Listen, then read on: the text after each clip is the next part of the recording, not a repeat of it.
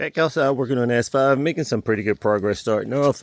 I have my axle nut loose and removed, as you can see right there. What I did was I pushed the control knuckle up in position, supported with a jack stand, and I used from the inside of the fender well just a piece of wood just to keep leverage on here, and of course a breaker bar, and I had an extension on here even longer just for some leverage to be able to get this loose because it was extremely tight. Once I got it loose, then I was able to move the axle out of the way and just support it up in the air. And I'm going to replace all the lower control arms, so this way once that axle is out of the way, I can gain access to this nut right here and remove this lower control arm and replace it with the new one. I'm in the process of removing the lower control arms. I already have the ball joints broke loose, and I have this particular arm right here removed. This arm here sees a lot of force, particularly under braking, and the one on my vehicle is shot. It's definitely bad. The bushing on this thing is wore out.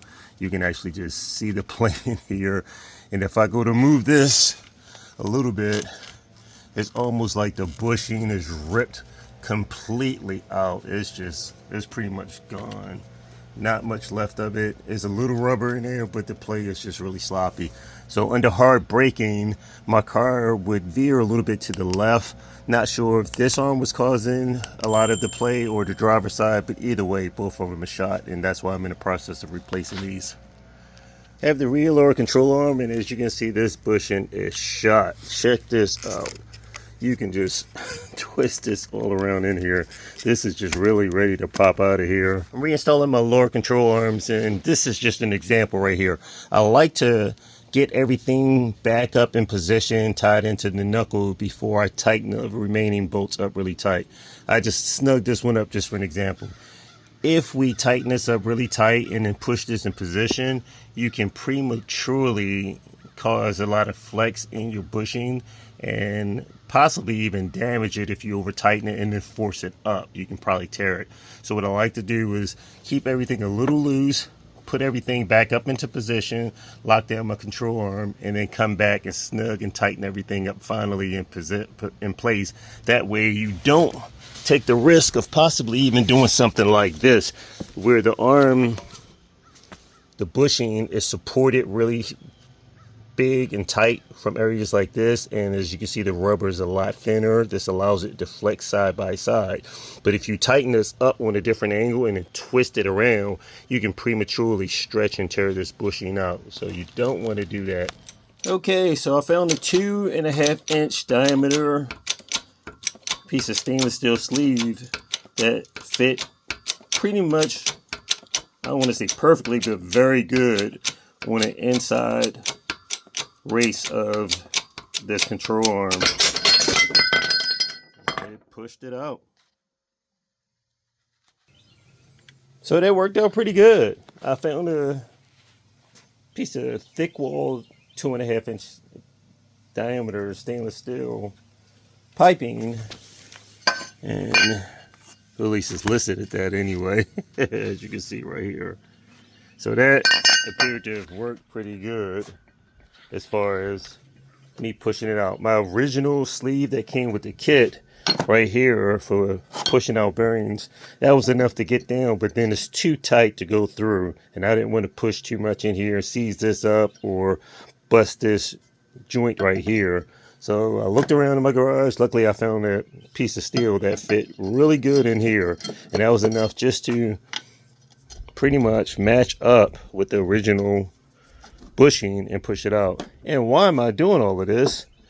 And that is because, unfortunately, my control arms that came in here, and I have it mounted on the car, this bushing, this ball joint is a little bit larger, as you can see. That was not good at all. I didn't count on that at all. So I didn't want to cheat and like stack washers or something around it just to try to push it down in here. I wanted it to really fit good, and the original bushing was somewhat pretty good. It hasn't gone bad yet, but I'm stuck at a standstill, or was anyway, unless I had some other alternative, just to wait and get another part that had a bigger bushing, ball joint, or try to press the bushings out of the newer set that I got. So we'll see. I'll take the one off the car and go through the strategy of trying to push this out of position, press it out, and hopefully I can get it pressed out and pressed back into the original arm. We'll see. Let's give it a shot. We're looking pretty good. It's pressing out the bushing from the new control arm, so we're going pretty good. We'll press this out and see if we can press it into the new one.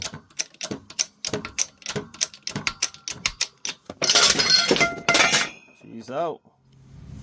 I successfully pressed the bushing into the new control arm. I took careful care to make sure I centered everything up properly. I also had drew a mark, as you can see, a little mark with a Sharpie, just to make sure that I put it in the same exact place to try to keep this centered.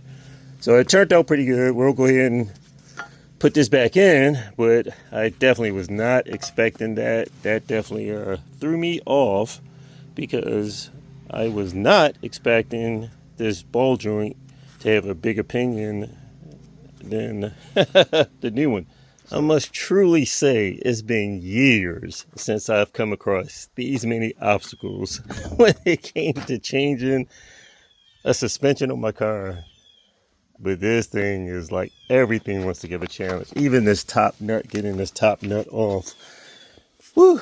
So it was very tight. Luckily, I spun it enough with the impact for it to kind of free it up, and then I can get it loose by hand using 18 millimeter that was clamped in vice grips and 6 millimeter Allen wrench. My hex socket, my shorter one, barely fit in there, and I didn't want to strip the tip of this out. And of course, my long one was just starting to twist. But the impact, I tried it with the smaller one, spun it, still couldn't free it up. And then I just said, what the F? Put the big one on there and just let it run. And apparently that was enough just to free it up. So now we have the top bolt loose. Let's swap this top hat off and put it onto the KW. I have the top assembly mounted on a KW strut. This original strut, I'm shocked, but I didn't feel a lot of weakness in the front suspension, but apparently this thing is shot. If I push down on it, the gas charge was horrible. It's not even springing back up as I push this down. This thing was done. It was done. Even though you don't see any leaks, it was done. It was definitely more than time for a replacement. So one of the other things I'm gonna have to do, these KWs have dual dampening, adjustment at the bottom and an adjustment at the very top, as you can see right there. So what I'm gonna have to do is drill a hole up in this top part of the strut housing, so that way I can use the key to adjust the suspension, the dampening and rebound as far as the suspension itself. So I'll have to look at the directions to see which one, the top is a dampening or the bottom, which one is dampening, which is rebound. But either way, I need to drill a hole. I'm going to drill a hole with a step drill, and then I'm going to put a cap across the top of it. So I'll step it up to something pretty much large enough to get the key in for making an adjustment, and then eventually I'll go a little bit bigger and then end up putting a snap plug in there.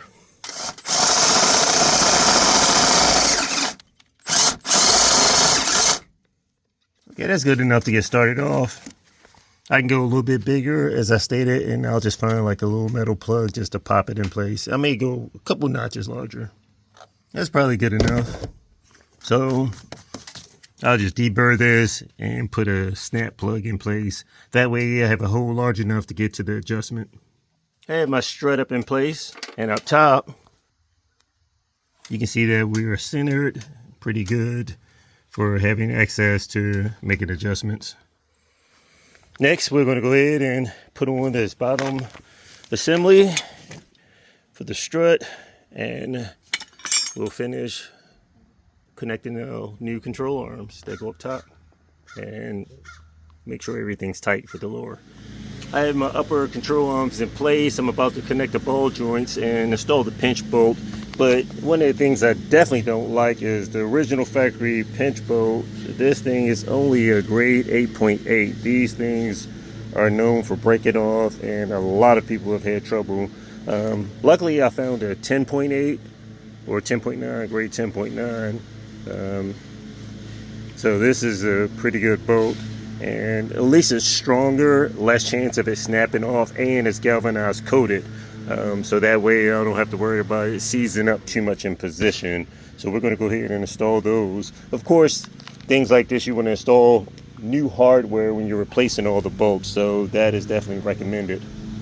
Okay, we have a stronger pinch bolt put in there, and I put a couple extra washers on there just in case. The bolt was longer, but the thread pitch was the same length. But either way, I just wanted to make sure I got a nice pinch on here.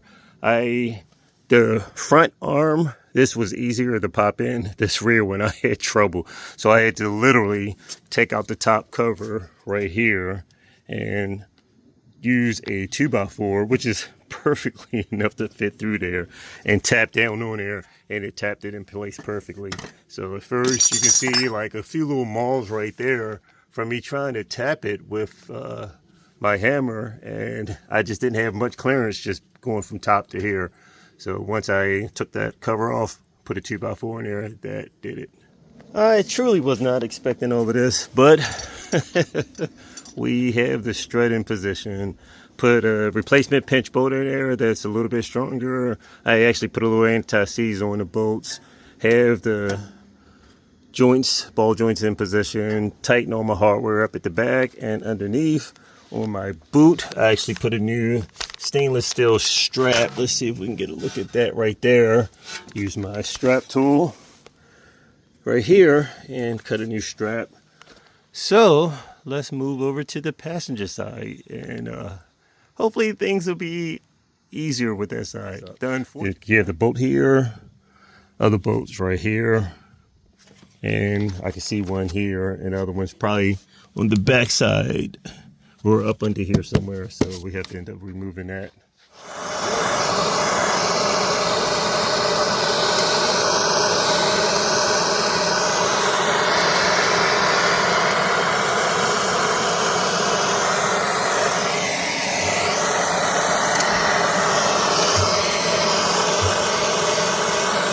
This pinch bolt is giving me hell. I've been trying to get this thing out for the past 3 hours, 2.5 to 3 hours, and it's slowly coming out, but this thing is in there.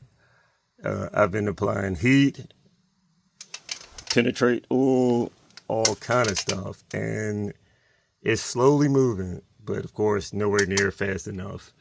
Well, it took a lot of back and forth, prying and everything, and sticking wrenches on here, using the impact and like wedging it to try to get this bolt out. And I must have finally broke free past a bad spot, and now it came out. That pinch bolt was in there. Easy 3 hours to get that thing out.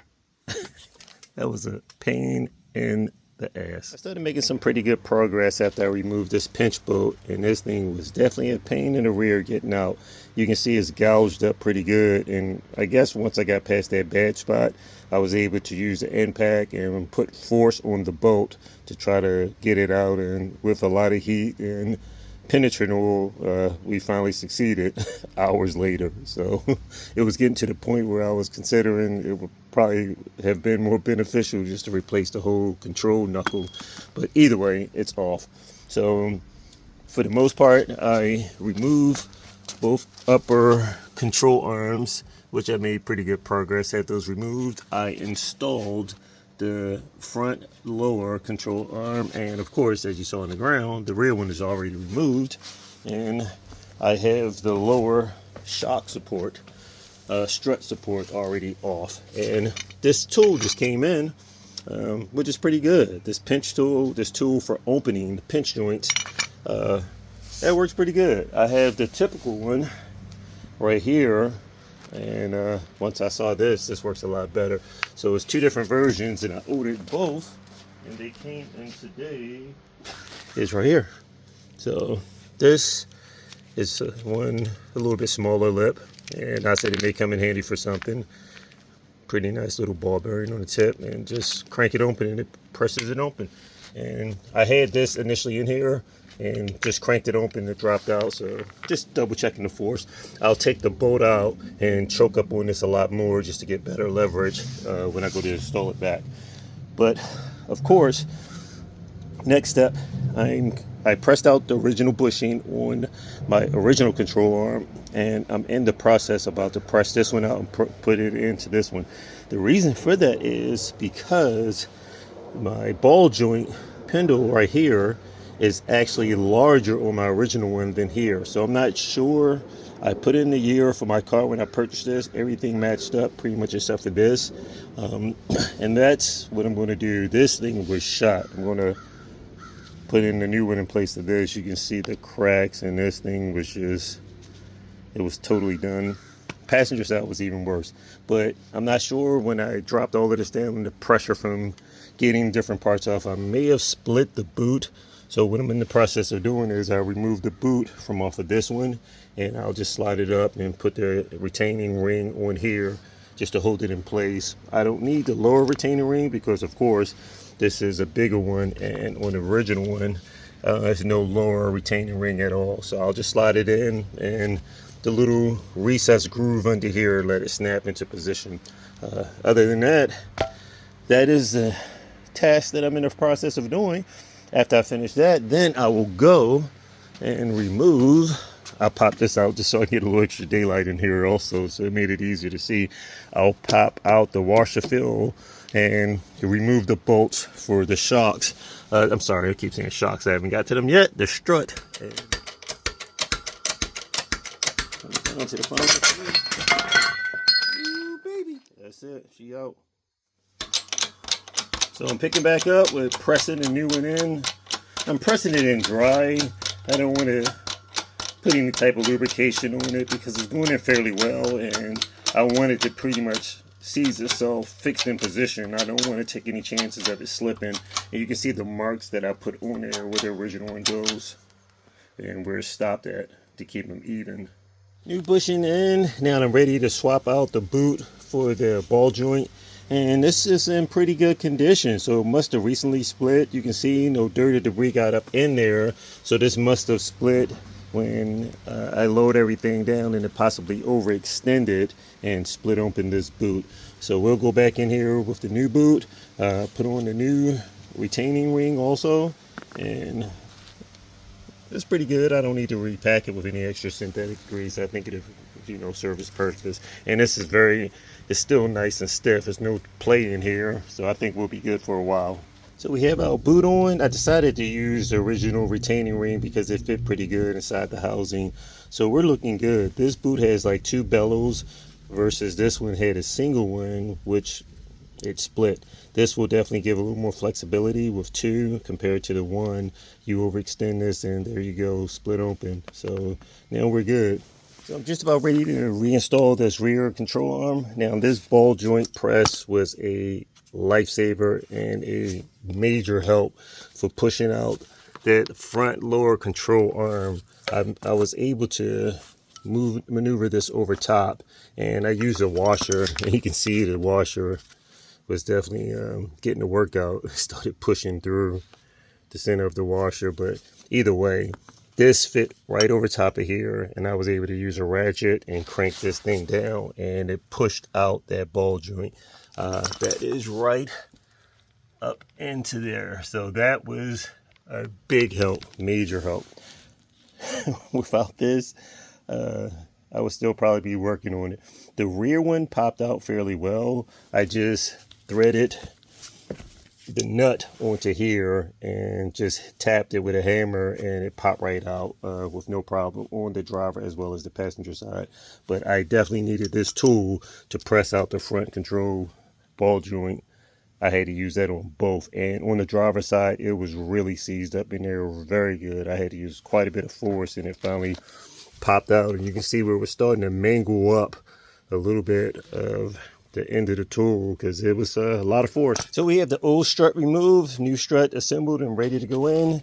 And these are the KW version 3s. You can see we have an adjustment at the bottom as well as an adjustment at the top right here. So I'm gonna have to drill a hole up in this upper support right here, just as I did over there in the passenger side. And that way I'll be able to use the key to adjust my suspension. This pinch tool works great. So this is pretty much the first time I'm using it on the vehicle. This opens up the jaws pretty good for the pinch clamps. We're going to go ahead and install this on the bottom of the strut and bolt our rear lower control arm in. That's already in position, and then we'll start installing our upper control arms. We made some pretty good progress overall. We are finished with the driver's side. Had the KWs on there, the new control arm links. Tomorrow we'll go ahead and install the fender liners on the driver and the passenger side, and then we'll pick up on the rear, install these babies on there, and get this thing handling like a beast. We already have front and rear aftermarket sway bars on there, and with this suspension and the new control arm links and ball joints, this thing should handle fairly well.